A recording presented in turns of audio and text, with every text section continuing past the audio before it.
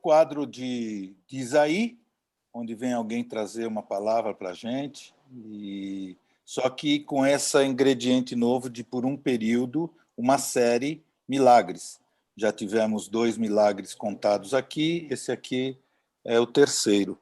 Então, para contar mais um milagre para a gente, eu chamo o nosso grande amigo Carlinhos. Obrigado, Guilherme. Obrigado, pessoal. Tá bom o som? Tá ok? Tá. Então tá joia. Boa noite a todos. Quantos de nós aqui já brincou lá na nossa infância, adolescência, com uma brincadeira que se chama cabra cega, ou também conhecida como cobra cega, né? Eu vi aqui um joinha, a Deusa fez, a Norminha, o Vertal também brincou, o Marcão também, a Jussara sinalizou. O Saulo não falou nada. O Saulo nunca brincou com cobra cega? Ah, tá bom. Ok. Essa brincadeira, ela é terrível, né? Porque, apesar de ser muito educativa, dizem os especialistas, né? Alguém que vê, quando coloca aquele tampão nos olhos, né, a venda, tem uma sensação terrível, não é verdade? Pelo menos é o que eu senti na época, né? Porque você está vendo, você está olhando, de repente alguém vem e coloca e você tem que fazer lá uma brincadeira, né? E é muito difícil, porque é cerceado aquilo que você já tem, que é a visão, né? E aí você sente um certo desespero até entrar na brincadeira e poder fazê-la. Hoje a gente vai meditar um pouquinho, a gente vai conversar sobre um dos milagres que o Senhor fez, está escrito lá no Evangelho de João, capítulo 9, versos 1 em diante. Esse é considerado como o 6º milagre do Evangelho de João. Quero encorajar você depois a descobrir quais são os 7 milagres, tá bom? E esse milagre acontece mais uma vez com o nosso Senhor Jesus, passando por algum lugar. Ele estava lá caminhando, e me parece que sempre a gente vê o Senhor andando com a turma dele, né? E assim ele podia ensinar e fazer também os milagres. Isso acontece, então, numa situação em que Jesus ele vê um homem cego. Provavelmente esse homem ele era uma pessoa assim que mendigava, tá certo? Porque a situação da época era que pessoas cegas, por exemplo, viúvas que não tinham o seu filho, já tinha perdido o filho, também estavam fadadas a esse tipo de problema, de ter que pedir dinheiro, enfim, dependia das pessoas, né? Era muito triste isso. E a cegueira desse moço, como conta o texto bíblico, não era uma cegueira como a gente brinca, ou que pode acontecer com qualquer um de nós. A gente perdeu os olhos hoje, a visão no caso, né, por conta de uma doença, ou então por conta de um acidente. Aí realmente a gente não é o caso desse homem, porque seria bem diferente. Ele tinha uma doença congênita, ele nasceu assim, né? Então ele nunca viu as pessoas, ele podia tocá-las, penso eu, claro, mas ele não sabia o que é uma cabra, um bode, ele só escutava. Enfim, ele não tinha nenhuma noção de como que eram as coisas. Muito triste, né? As pessoas que são cegas de nascença. E naquela época, muito mais. Muito mais. E o Senhor Jesus, ele caminhando, ele viu esse homem e se compadeceu dele, como era muito normal do Senhor. E o Senhor vai até ele e o Senhor faz uma mistura de barro, saliva e coloca nos olhos dele. Porém, antes de acontecer isso, houve da parte dos discípulos uma pergunta. Sempre tem aqueles que perguntam aquilo que não sabem, né? E alguém perguntou lá, Jesus, ele é cego assim por causa do pecado dele ou por causa do pecado dos seus pais? Né? Eu falo isso porque lá em Êxodo, vai falar, Êxodo 25, um texto que pode nos levar, ou, no caso, levou os discípulos a ter essa compreensão, né? Que aquilo era um pecado que poderia ter vindo do pai, do avô, né? Como uma maldição. E, na verdade, Jesus não está falando textualmente disso. Né? Nós não vamos entrar no mérito agora, mas Jesus vai falar que é mais pontual do que eles imaginavam. Então, Jesus, ele refuta, né? Ele diz que não, rejeitou aquela interpretação, né, dos discípulos e diz que aquilo, a culpa do pecado não é alguma coisa como maldição, mas é alguma coisa pessoal. Cada um de nós responde pelos nossos pecados. Então, nós vamos sempre responder a Deus e é pessoal. Então, isso não é uma maldição. Então, o texto fala e deixa uma interpretação aí, por conta de Êxodo 25, né? Mas Jesus refuga isso e rejeita, né? Ok. Aquele homem nasceu cego, e o texto vai dizer para a gente, nasceu cego para que acontecesse em sua vida um milagre. Né? Então, havia um propósito diante de Deus para aquele homem ter nascido cego. E é claro no texto que aquele homem nasceu assim, para que a graça de Deus, a bondade e misericórdia de Jesus trouxesse a esse homem duas felicidades, como vamos ver, né? É muito complicado a gente, como eu já tinha dito, a gente entender tudo o que está acontecendo aqui. Porém, tem algumas coisas que aconteceu com esse homem no texto, aí no capítulo 9, que nos chama a atenção. Assim que Jesus mandou ele ir até o tanque de Siloé se lavar, né, imediatamente ele vai e faz isso. Ele era cego, provavelmente ele pediu ajuda, ou o lugar ali era próximo, ele já sabia onde ficava, mas esse homem foi até lá e se lava, e esse homem automaticamente, na mesma hora, passou a ver. Então aconteceu aquilo que Jesus queria fazer, né? Fazer com um milagre físico na vida desse cara, né? E esse então cego, vamos chamar ele agora de homem, esse homem ele passa a ver, e a primeira coisa que acontece é os seus amigos, os seus vizinhos. O texto aqui fala, no verso 8, que os seus vizinhos olharam para ele e perguntaram, escuta, esse não é o cara que era cego? E aí o outro, não, parece com ele. Não, o outro falou, não, é ele mesmo. E ele mesmo disse, gente, sou eu. Mas o que aconteceu? Aconteceu que eu encontrei um homem, e esse homem, ele passou terra e saliva nos meus olhos, né? Fez uma misturinha e passou nos meus olhos. Eu fui lavar lá em Siloé, e agora estou vendo. Interessante, né? Houve uma mudança, provavelmente no jeitão desse cara, de tal forma, a postura dele mudou, que algumas pessoas que eram vizinhos, o texto fala aqui na minha versão, vizinhos, pessoas que conheciam ele, mas talvez ele tinha uma postura assim bem difícil, uma vida bem complicada, né? E agora ele estava vendo, e agora ele podia se erguer, ele podia olhar para as coisas. Ele fica imaginando o sorriso que esse cara começou a dar, porque agora ele começou a ver as coisas de Deus, a criação de Deus, enfim, todas as coisas, né? Então, deve ter sido muito legal.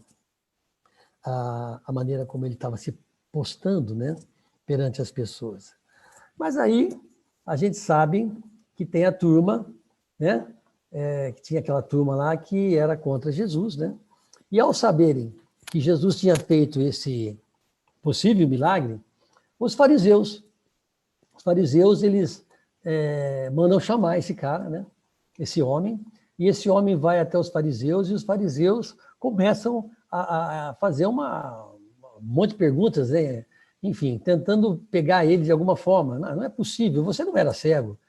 E ele falou, não, eu era cego. Aí, ao ponto de chamar os pais dele. O texto vai falar que ele não era uma pessoa muito jovem. Ele tinha já uma idade civil que ele poderia responder por ele mesmo. Então, os pais, inclusive, com medo, né, da turma lá dos fariseus, eles falam para o cara assim, não, chama seus pais aqui, e os pais, ao falar lá a narrativa, os pais têm um certo receio. Olha, nosso filho era cego, nasceu cego, e agora ele não está mais cego. Nós não sabemos por quê. Aliás, você chama ele e fala com ele, porque ele já tem idade para isso. E é assim que é tratado, né? É interessante que a primeira coisa, eu quero chamar a atenção de vocês, que acontece quando os fariseus começam a perguntar, a fazer as perguntas para ele, e ele fala assim, olha, um homem fez uma mistura de barro, de terra e saliva, e aplicou no meu olho e pediu para eu lavar os olhos, e eu fiz isso e agora eu vejo. Um homem. Um pouquinho mais na frente, ainda, quando ele estava ali sendo arguido pelos fariseus, né? Eles tornaram mais uma vez perguntar como é que tinha acontecido. Ele falou, já falei para vocês. Ele é um profeta, o texto fala lá no verso 17. Né? Ele é um profeta. Então, ele começa dizendo que Jesus era um homem, e depois ele fala que Jesus é um profeta, né? E esses caras, eles ficam irritados, porque eles não aceitavam, não podiam aceitar isso, né? E eles mandam o cara se retirar, expulsam ele, na verdade, né? Da presença, não sabemos se estava no templo, ou em algum lugar lá que tinha uma certa, enfim, preeminência, mas ele é expulso, e aí vem um momento em que Jesus, né, procura ele. Né? É interessante que nós vimos aí, há uns dias atrás, que Jesus muda a direção, o caminho que ele estava fazendo, e ele vai para Samaria, nós já vimos isso. Né? Então, é sempre uma atitude do Deus Filho.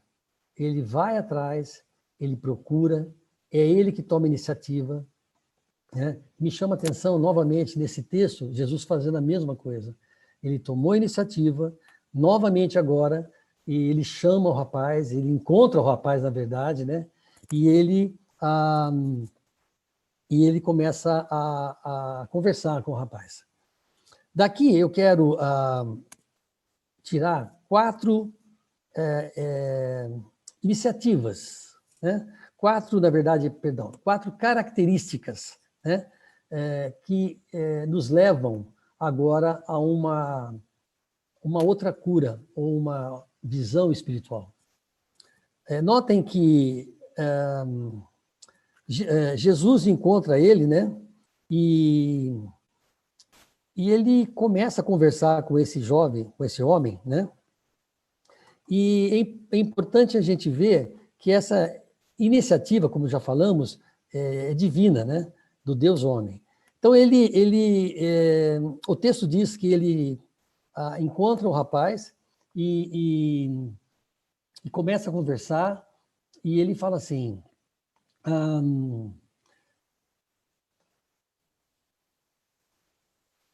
ninguém jamais ouviu que os olhos de um cego de nascença tivessem sido abertos. Se esse homem não fosse de Deus, não poderia fazer coisa alguma. Perdão, isso aí é a narrativa do rapaz, né? Diante disso, eles responderam, você nasceu cheio de pecado, e ele é expulso, como já falei. Aí Jesus, então, no verso 35, Jesus ouviu que o haviam expulsado e, ao encontrá-lo, disse: Você crê no Filho do Homem? Perguntou o homem: Quem é ele, Senhor, para que eu nele creia? E disse Jesus: Você já o tem visto. Ah, interessante, né? Você tá vendo ele. Agora você vê. É aquele que está falando com você. Nossa, que joia, né? Então o homem disse assim: Senhor, eu creio. E o homem o adora. Nessas 4 características, nós vemos que Deus é soberano em nos salvar. Ele nos liberta do império das trevas e nos transporta para o reino do seu amor, no qual temos a redenção, remissão de pecados. Nós vemos esse texto lá em Colossenses 1, né? Ele é quem nos transporta das trevas para a sua maravilhosa luz, pois outrora éramos trevas, agora, porém, somos luz do Senhor. Andai como filhos da luz, Efésios 5 vai falar isso para nós, né?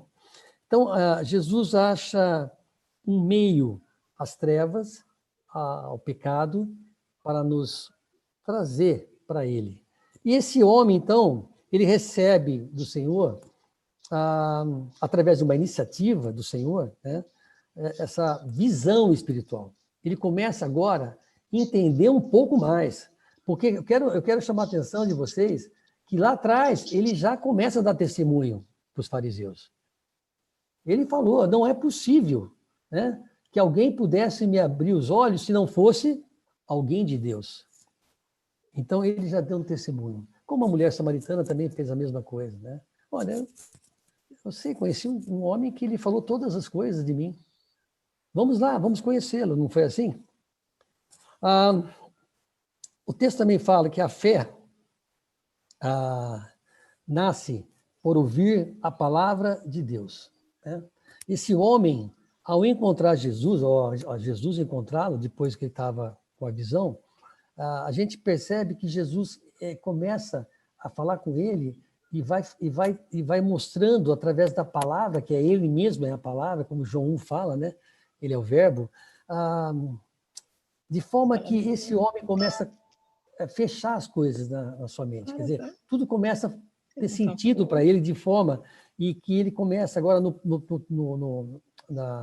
segundo ponto que eu queria deixar para vocês, ele reconhece que Jesus é o Filho de Deus, né?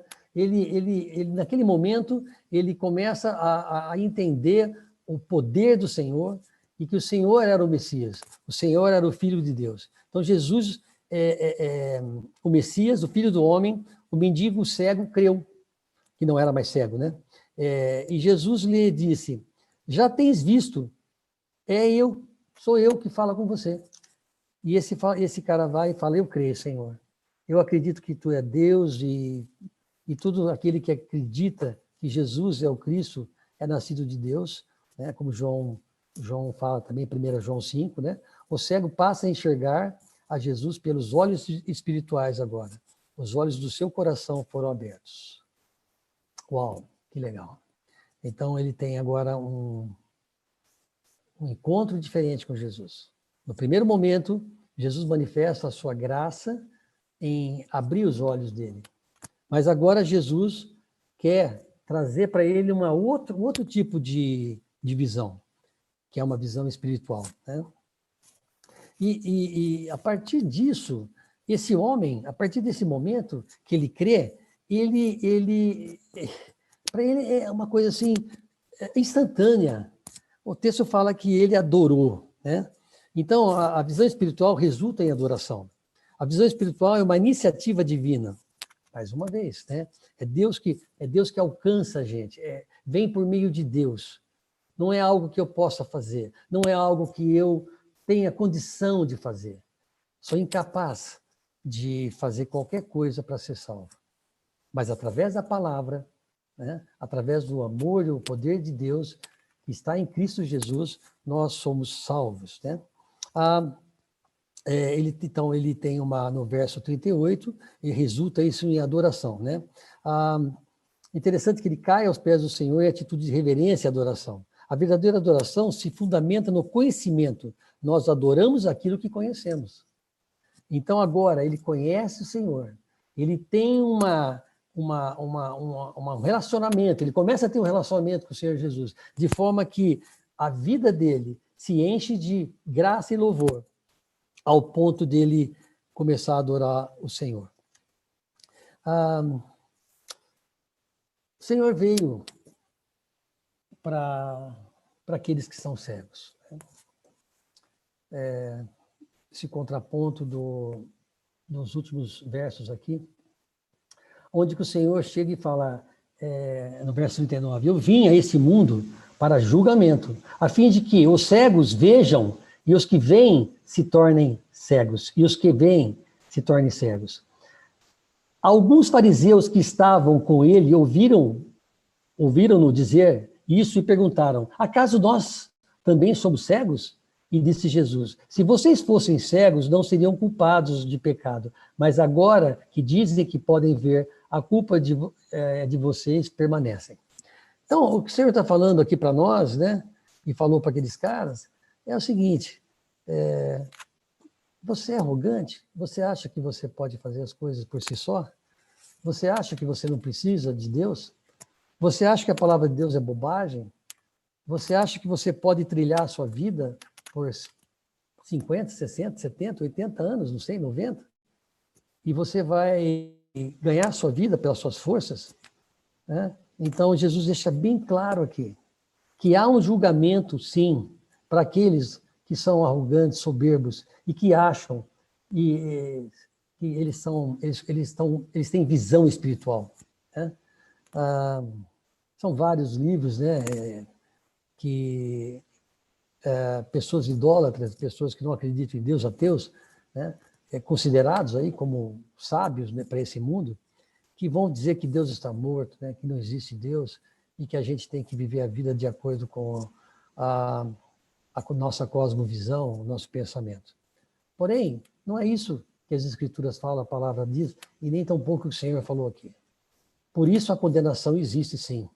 E ela existe sobre essas pessoas que se acham suficientes e podem viver uma vida à margem do Senhor Jesus, da sua palavra, da sua salvação. É um texto maravilhoso, porque é mais um milagre do Senhor. A compaixão e a maneira como o Senhor trata todo o texto é fantástico. Ele tem misericórdia daquele homem, ele não precisava ter feito aquilo. Ele poderia começar de outra forma com o homem. Ele poderia simplesmente falar sobre a salvação que estava na palavra, na sua palavra, que estava sobre o próprio Cristo, né? Que seria aquele que seria a redenção nossa pelos nossos pecados. Porém, o Senhor é misericordioso e sempre é bom. E ele vai até aquele cara, aquele homem, e ele tem misericórdia. Primeiro ele faz aquele homem ver, né? Aquele homem já estava com um jeitão maravilhoso, né? Estava todo bacana, ao ponto dos seus amigos nem reconhecerem direito ele, né? Seus vizinhos, né? Mas aí o Senhor vai de novo ao encontro dele, né? Quantas vezes o Senhor tem buscado você? Talvez você ainda não teve esse encontro com o Senhor, né?